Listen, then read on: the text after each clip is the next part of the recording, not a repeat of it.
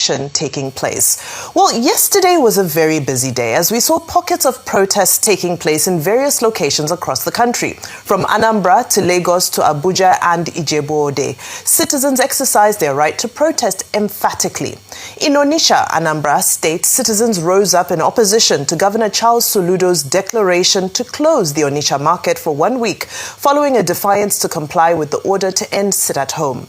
Security operatives sealed all entrances to the Onitsha main market and gunshots could be heard. But this did not stop the crowd from gathering and singing songs in solidarity with Nnamdi Kanu. They chanted songs like, "Holy, holy, holy, Nnamdi Kanu is another savior."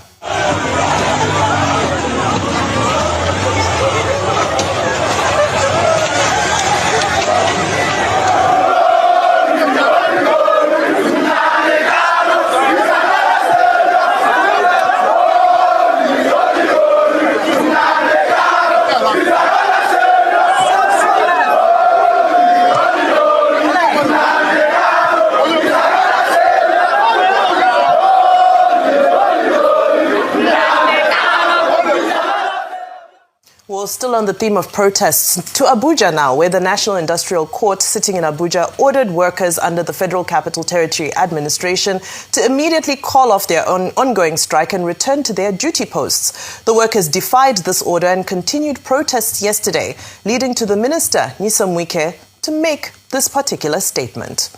We have been always disposed to have a dialogue. Like I told you, they have met with the management, they have met with the security agencies. What are the issues? We have tackled them for. But nothing, they give you this kind of no problem, nothing will happen before you know they're going to do a different thing. If genuinely, it's okay. We have seen what has gone, what has happened, then we'll talk. But if it's on blackmail, intimidation, I will not agree.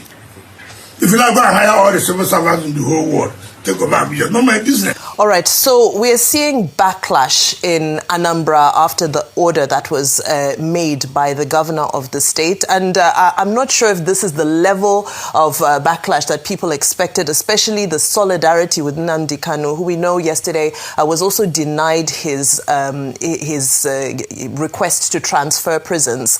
And then to the FCT, where the minister is saying he's putting his foot down, that he has never been, he has never been against engaging in dialogue. So, what is all this about? Two different scenarios, but people coming out to the streets in two different parts of the country. Well, in the case of Anambra, we raised a number of posers yesterday that, yes, there is economic loss, as the Commissioner for Information Anambra Law Mefor pointed out. 8 billion lost every Monday in Anambra State.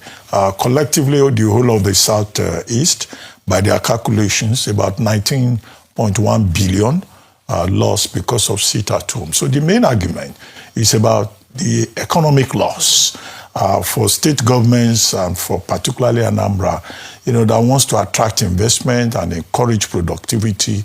You can understand that. But the measure that has now been taken to shut down the main market for 1 week. Okay, 8 billion times 7. That's even a way of compounding the problem. Apart from the basic fact that these traders, they are not civil servants. They run their business. They can decide on their own that they don't want to even go to market. But what they are responding to is pressure, is safety, and now they are lionizing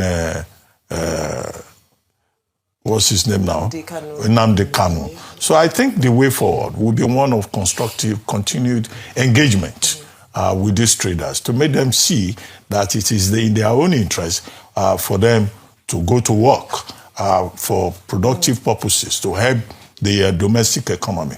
But government, state and federal, also has a responsibility to ensure that these traders, when they go to the market on Mondays, it doesn't amount to an exercise in self-immolation for them.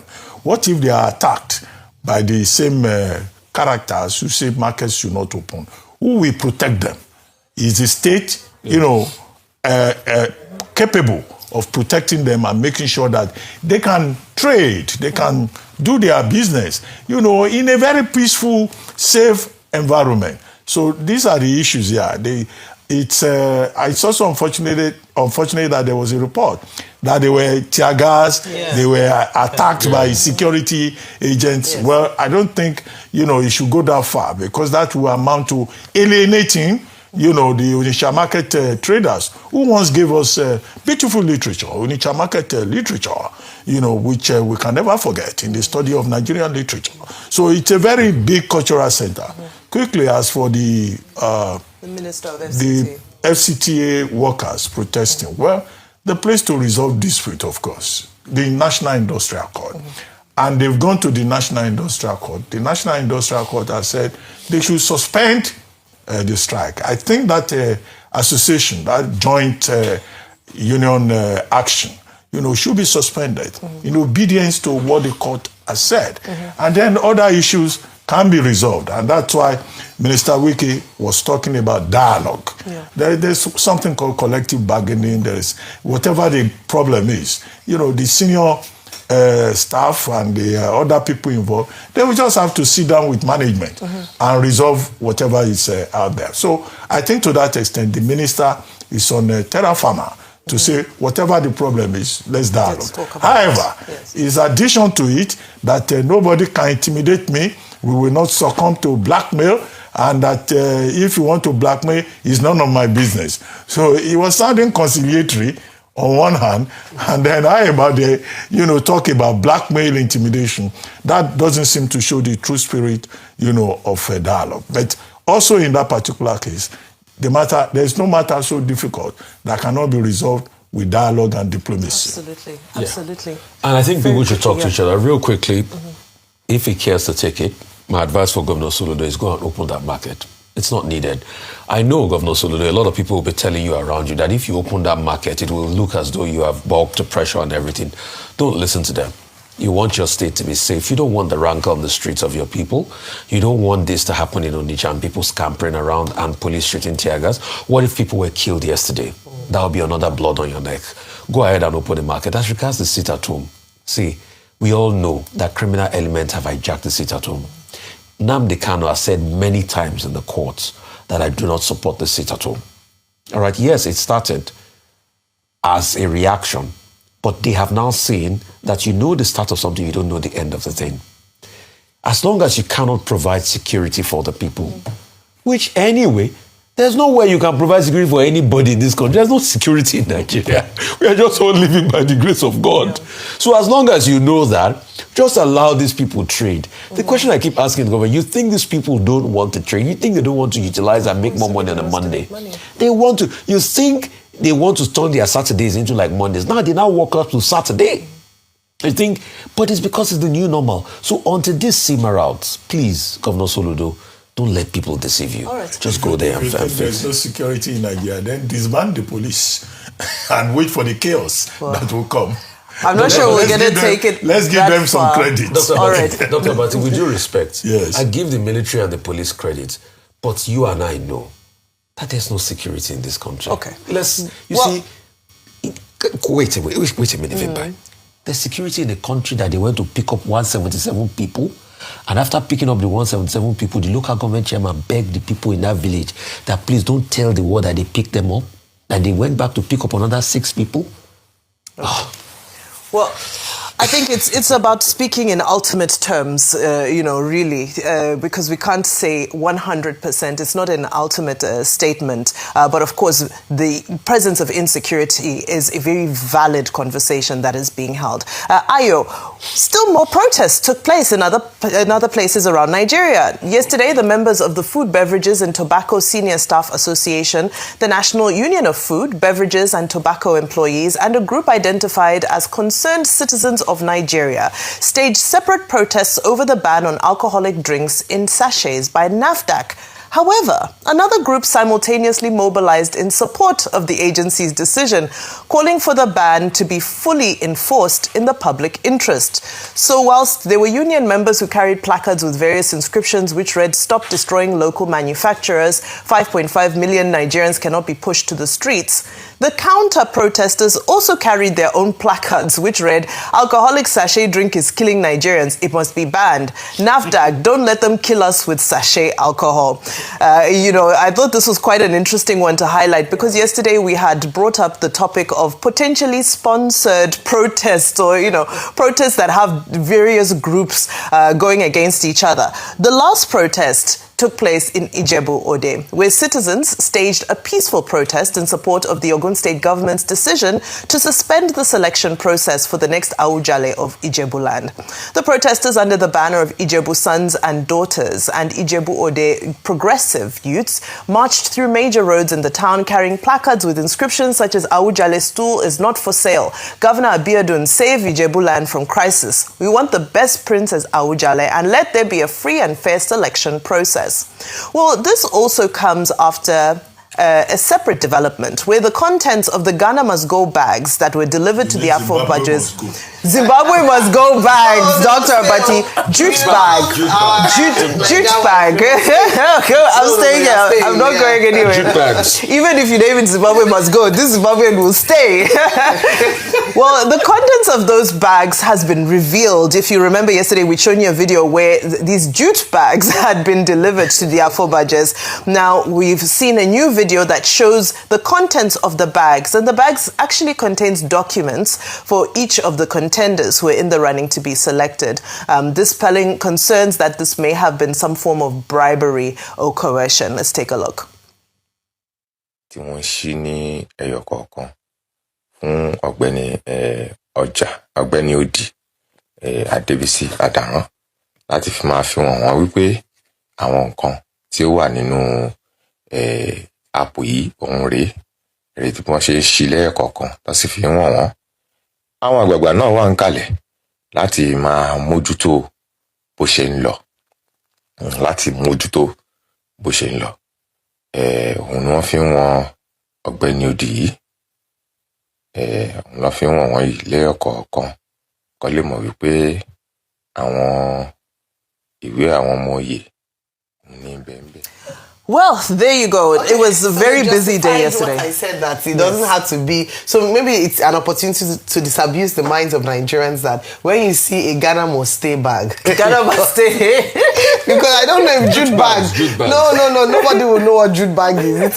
We need a bit of time to get used to the new name. When we see that, what we know traditionally is money is being shared. I'm glad that they've come out to debunk it. And we had the spokesperson of the Fusembura House come here today, and he had said again, emphasized that it's not open for inducement, no corruption, it is frowned upon, there are checks and balances even for the Afobajers who are the kingmakers, and that's good to hear. He also said, which is not in line with what the youths were protesting for, that they don't want the involvement of the government, that let the people handle their matters, let the family, the Olori Ebis, the king, let them handle the selection process, no interference from the government. So this is a conflicting statement from what those who have come out on the street to protest about.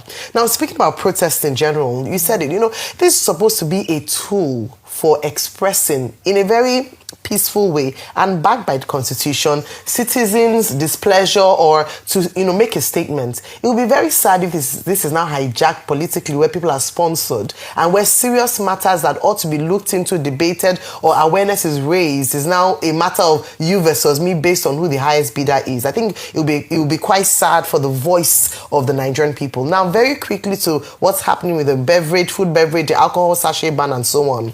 Yesterday we had also a representative from that association come here to speak for why the ban shouldn't go through based on the economic argument for it. It's very difficult to dissect because there's an economic argument, 5.5 million jobs, especially in an economy where we're looking to create more jobs, and then the public health concerns. Just a few statistics to wrap up. First of all, the first thing is that health burden, Nigeria is one of the largest consumers of alcohol on the African continent. And this is based on a research, a paper presented by a group of analysts and published in the American Journal for Drug and Alcohol Abuse. So we have a real concern on our hands around the impact of the abuse. A lot of these people who abuse are aged 18 and under. So we have a real challenge, and unfortunately we don't have the real statistics. And Rufia, you had called for NAFDAC to present their facts and statistics as to the young people and young lives that have been affected by alcohol abuse. But on a whole, 13% of deaths in Nigeria is attributed to alcohol abuse, some of which is liver cirrhosis and those other associated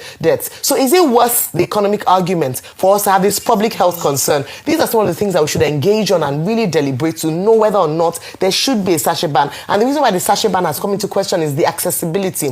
It's cheaper. Someone sent me, a story, a real life story of someone whose life has been destroyed by alcohol abuse. And this is the story of a number of our young people in university. Yes. So it's a real conversation that should be had, and not just about process. So there are real facts on ground, and this should be considered. Absolutely, it should be considered. Some of those protesters, they look like a sponsored crowd. That's what we have said, yes. Pro and anti. And some of them were sounding and moving like they had even taken a certain quantity of the sachet alcohol, and that they would do so after this their state manager protest, but that without prejudice to the main arguments on both sides.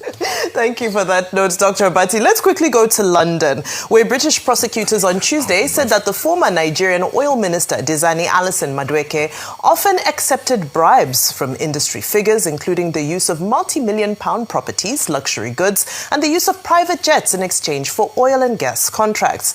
Alison Madueke was seen leaving her trial at the Southwark Crown Court and denies the 5 counts of accepting bribes and a charge of conspiracy to commit bribery. She worked under former President Goodluck Jonathan's administration, of course, and also briefly served as president of OPEC, the Organization of Petroleum Exporting Countries, the first woman to hold those roles. And, a lot of people were commenting on the fact that she was by herself. She didn't have any family or friends escorting her. But this is how it usually goes. There are many when we are celebrating, but when we're in tough times. Exactly. Just one short comment on this. The jury, the Southwark Crown Court, has till, I think, 24th April to complete the matter that has been on the table since 25. I would like to quote Alexandra Healy, King's Counsel. I think I took the quote down. And this is what she has to say. She said, "It might seem strange to be dealing here in the UK with a case that concerns bribery in relation to the Nigerian oil and gas industry. We live in a global society.